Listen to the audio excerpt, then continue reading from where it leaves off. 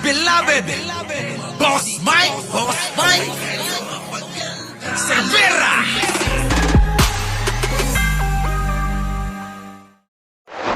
Walang-wala talaga. Amuyin nyo na lang yung tuyo. Yung inaamoy na gano'n, tapos subo ng kanin. Parang pelikula lang, eh, no? Visit kasi itong Neda. Alak pati ng balita yun. O, sige, balita na nga natin. Meron ako dito. Pasok. Oh. Hinamon ng isang grupo ang NEDA na mamalengke at magluto ng pagkain sa halagang 21 pesos na kanilang basehan sa kada meal ng isang tao para hindi siya maituring na food poor. Para naman sa Ibon Foundation, hindi 64 pesos, kundi 90 pesos dapat ang budget kada tao, kada araw. Tipid na raw yan.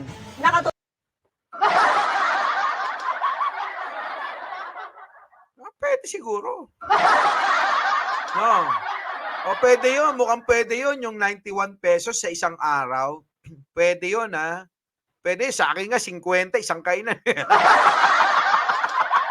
Boss, mag-design na eh. O, kaya nga. Dapat tong Neda talaga ginigisa. O, 90 pesos approved. Kaya nga, o, di pasok yung 50 pesos ko, isang kainan. Diba? O, yun. Maganda yun. Wala ang ang kagutuman nasa tao 'yan, nasa diskarte ng tao 'yan. Ang problema lang mga kababayan, etong pag-aaral ng mga sinasahuran sa gobyerno na mali-mali yung kanilang data. Hindi na nag-aral 'tong mga 'to eh. Mga nakaupo na lang siguro sa mga opisina eh. 'Di ba? Oh, nadukutan pa si Isiloy. Tapos nadukutan pa, wala ka ng pambayad, maghugas ka ng pinggan, uy! Di ba? Diskarte lang yung mga kababayan. Oo. Oo, kaya nga, eto naman, kung alam nyo naman na hindi nyo pa kayang magpamilya at hindi kaya ng kinikita nyo, ang magpamilya o magdagdag sa buhay ninyo, huwag kayong magdadagdag. Di ba?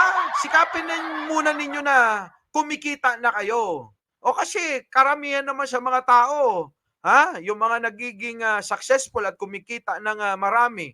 Pansinin niyo yung mga iba diyan. Oh, sa tingin niyo ba 100 piso lang ang kita niyan sa maghapon? Hindi naman siguro, ultimo nga yung mga mangangalkal ng basura eh. Oh, kung sisipagan lang nila eh. Oh, hindi lang naman siguro 100. 'Di ba? Oh, yun lang yun. Oh.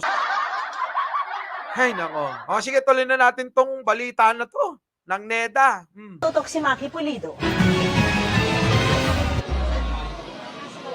Kasya na ba ang 64 pesos na budget para sa kakainin mo kada araw? Kung hindi ka gumagalaw, Baka nga sa isang meal pa lang po, kulang na po yung 64. O, kita nyo, ang tanong, kasya ba ang 64 pesos kada araw daw? Diba? Oh, hindi, 63 pesos kasi 3 araw eh. 'Di ba? Ako kasi, ang kain ko mga kababayan 2 beses lang ako kumain eh. Sa umaga nga, ano lang ang kinakain ko eh, yung oatmeal. Oh, oatmeal lang. Lalagyan ng konting pampatamis. Oatmeal tapos inom ng gatas. Okay na eh. Kakain ko niyan sa tanghalian na. Ang tanghalian ko, siyempre, kakain na akong kanin. Kanin. Tapos, ulam. Hindi naman ako mapili eh. Kahit anong isip ko sa 21, hirap. Oo, yun yung tama yun yung 90 pesos. Medyo pwede na. Oo, pwede na. Kung marunong lang ho kayong mag-budget talaga. 'Di ba? Pero hindi naman ito. Ito lang naman pag-aaral ng palpak na Neda. Ayan sabihin ng mga DDS, pagka may mali, hindi nyo binabatikos ang administrasyon ng gobyerno ni PBBM-BMU eh. Ngayon, ito naman ang hamon natin sa kanila. 'Di ba? Ngayon, merong nai-issue kay Sara. Abay, $700 billion daw, di umano, ay ginastos niya. Samantalang ang hinihingi niya na 100 billion, oo, para maiayos niya daw ang edukasyon. Abay, hindi pa rin nangyari. Di ba? Oh, dapat binabatikos nyo rin yung mga ganyan. Hindi lang yung bato lang kayo ng bato sa kabila dahil kakampi nyo yung mga nasasangkot sa katiwalian. Di ba? At mga mali na ginagawa. Kami hindi ganon.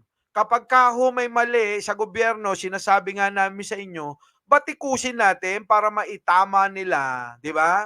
May tama nila yung mga datos na mga pinaglalabas nila. Di ba? Nandito tayo, hindi lang oo lang ng oo. Ay, nako. Pasok. pesos. Hindi talaga siya. Siguro pag ganun, ang ulam mo lang everyday itlog. Hindi naman. Si ate naman eh. Siya kasi mag-budget kayo. Kung titipirin nyo ng husto, matitipid nyo. Masustansya naman, di ba? Kapag kumain kayo ng isda, masustansya. Pag kumain kayo ng gulay, masustansya. Itlog, masustansya din. Pero hindi po pwede, lagi-lagi may mantika ang kinakain. Tandaan nyo yan. Mas maganda naman, talaga, laga-laga lang. Laga-laga lang. Laga ka ng okra, talong, ampalaya. Katalo na yan.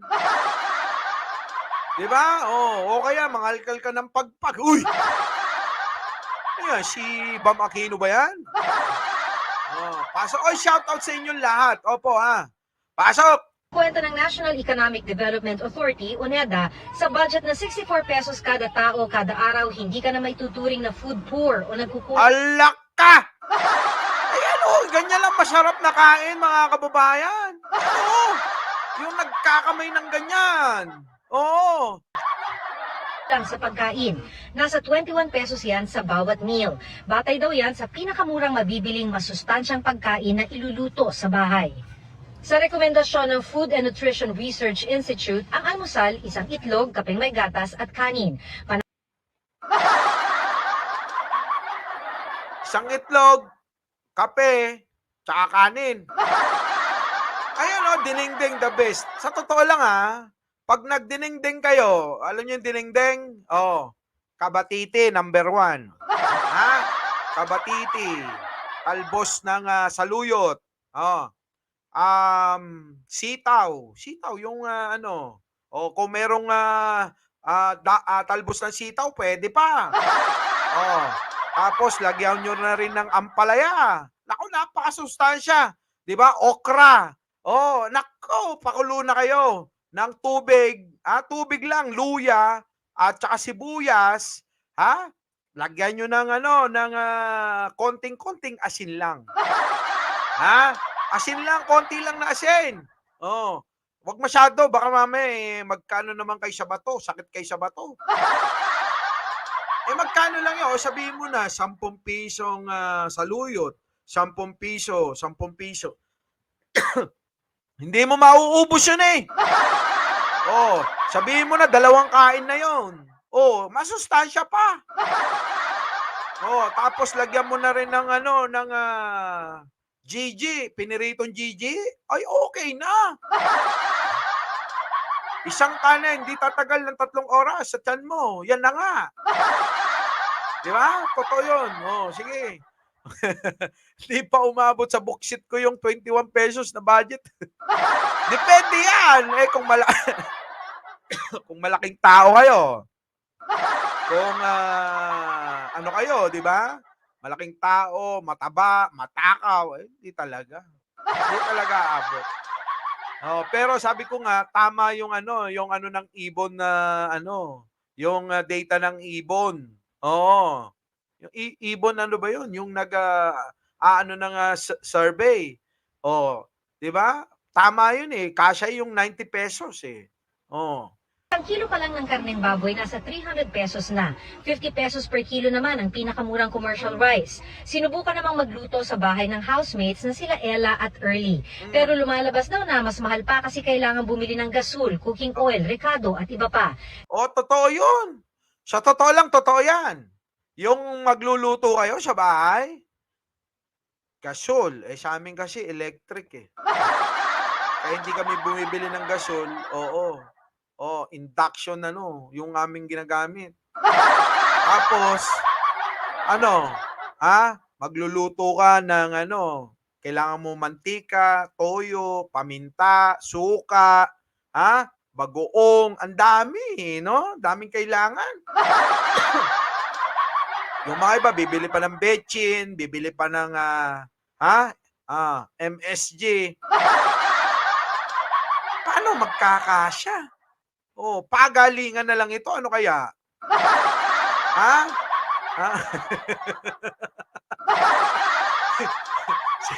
Sige na, eto na. Tuloy na nga natin. Kaya para makamenos, sa karinderya na lang sila bumibili ng pagkain. At kung gipit na ang budget, Mga bibilihin na lang namin is yung canned goods, mga ganon. Hindi masustansya yung canned goods. Sabi dito, kahoy sa palayok, mas masarap. Sa totoo lang lumaki ako. Lumaki ako sa Dalikan. Alam niyo yung Dalikan? Sa mga Ilocano dyan, alam niyo yung Dalikan? Pakitagalog nga. Instant noodles. Kasi ngayon, yun yung mga mura. sa karanasan din ni Toto, sa mahal ng bilihin mas makakatipid kung bibili na lang sa karinderya. Kung Totoo yan Mas makakatipid pag bibili sa karinderya. Kung gusto nyo talagang magtipid mga kababayan, abay magluto na lang kayo ng kanin sa rice cooker. Para hindi kasi magkano lang yung isang kilong bigas. 55, 50. Meron pa ang 45 eh. Di ba? Salang nyo isang kilo. Maghapon na yun. Yung 45. Bili kayo. Kami ni Jen Angel, isang lang eh. 50 pesos na ulam. Kasya na sa amin dalawa eh. Sobra-sobra pa. Di ba? Yun yun. Diskarte lang mga kababayan Kung talagang walang-wala. Di ba? Kung talagang walang-wala. Pwede kang bumili ng ulam. Oo nga. kulang na ang daily budget, Magtutubig na lang po ako, ma'am. Kaya po may baon akong tubig. sa kwenta ng Ibon Foundation, 90 pesos, hindi 64 pesos kada tao kada Ay, Catherine Galpo. Tumigil ka, lagi ko namamalengke sa tapat ng BPI. Alam ko yon. Yung dyan sa MCU, sa tapat ng BPI, abangan mo ko doon. Doon ako bumibili ng tumpok-tumpok na okra, tumpok na talong, pipino, at saka yung lemon. Yung tubig namin kasi nilalagyan ng lemon ni Jen Angeles eh. araw. Tipid na raw yan. Puna pa ni Sunny Africa, hindi naman pwedeng araw-araw, pare-pareho lang ang kinakain para lang masundan ang menu ng FNRI. Delikado raw kung hindi sumasalamin sa tunay na sitwasyon ang government statistics. Tama dapat gawin, mag-updated survey sila ngayon, magkano pa pagkain sa Pilipinas, pero hindi na yung pagkain. Magkano ba yung upa, tubig, kuryente, pamasahe, at iba pang mga pang-araw-araw pangailangan. Kung hindi tama yung figures, baka isipin na niresolve yung problema kahit hindi niresolve ba. So yung paggamit ng mababang pamantayan for food poverty or yung poverty threshold, may malaking danger na hindi makakita na malala yung problema kasi napakababang pamantayan. Tama ito Tama mga kababayan, yung napakababang pamantayan. Mali yan, mali talaga. Ayusin nyo yan, Neda tingnan nyo ito. Our beloved Boss Mike